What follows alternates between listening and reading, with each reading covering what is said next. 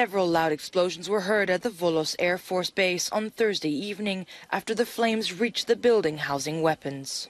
The blast spread fear among local residents and shattered several window panes. Their fear became a reality. The fire service say the blaze was the most dangerous of the 124 wildfires they dealt with on Thursday. Με εκτενή κάλυψη Διεθνή, μέσα ενημέρωσης μεταδίδουν τις τελευταίες εξελίξεις από τα πύρινα μέτωπα στην Ελλάδα, εστιάζοντας στις εκρήξεις στην αποθήκη πυρομαχικών της πολεμικής αεροπορίας στη Νέα Αγχίαλο. No injuries were reported as surrounding villages were evacuated and all military personnel were relocated before the blaze reached their weapons depot. Η έκρηξη στη Νέα Αγχίαλο ήταν πρώτο θέμα στα τουρκικά μέσα ενημέρωσης. Günlerdir yangın felaketiyle boğuşan Yunanistan'da durum tamamıyla kontrolden çıkarken, Magnesia bölgesinde alevler askeri uçak mühimmat deposuna ulaştı.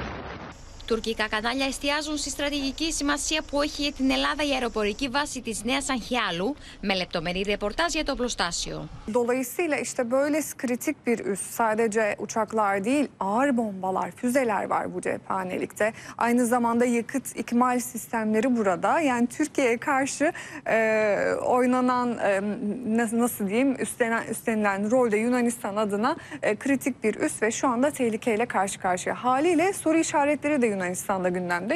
Οι εικόνες από τη Νέα Αγχίαλο προβάλλονται συνεχώς από τα διεθνή πρακτορία, όπως και οι υπόλοιπες πυρκαγιές στην Ελλάδα. Cette journaliste grecque se prépare pour son direct quand soudain cette énorme déflagration.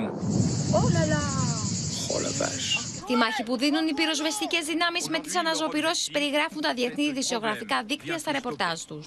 Les feux ont atteint les périphéries de Volos et Lamia, mais la situation reste toujours tendue à 700 km de là, dans l'île de Rhodes. Ici, on craint la réapparition des vents violents.